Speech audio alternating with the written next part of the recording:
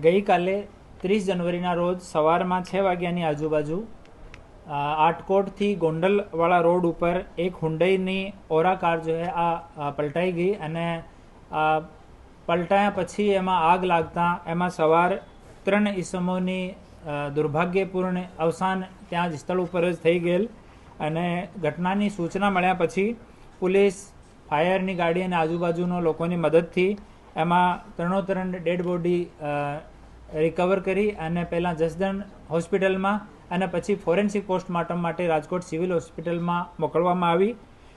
3 ઈસમો જેનો આ દુર્ભાગ્યપૂર્ણ અકસ્માતમાં અવસાન થયો. પ્રિયાગભાઈ ગણપતસિંહ બારૈયા એ ફતેપુરા છોટાઉદેપુરના રહેવાસી છે. નીતાબેન એ વડોદરાના રહેવાસી છે. આશાબેન યોગેશભાઈ એ છોટાઉદેપુરના રહેવાસી છે.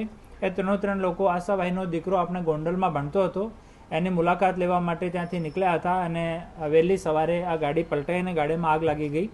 એના પછી રોડનો સાઈડનો જો ડિવાઈડર છે એવો પણ ગાડીથી તોડી નાખ્યો તો આરએનબી સાથે સંપર્ક કરીને એવો ડિવાઈડર ફરીથી બનાવવાની કામગીરી ચાલુ છે. મોકા પર એફએસએલ આરટીઓને બોલાવવામાં આવ્યા અને હુન્ડઈના પદાધિકારીઓને પણ ઇન્ફોર્મ કરીને એને પણ બોલાવવામાં આવ્યા છે અને તમામ વિભાગોથી રિપોર્ટ લેવામાં આવશે. પછી દુર્ઘટનાનું ચોક્કસ કારણ સામે આવ્યા પછી આગળની કાર્યવાહી કરવામાં આવશે. હાલ આટકોટ પોલીસ સ્ટેશનમાં ગુનો દાખલ કરવામાં આવ્યો છે અને આગળની તપાસ ચાલુ છે.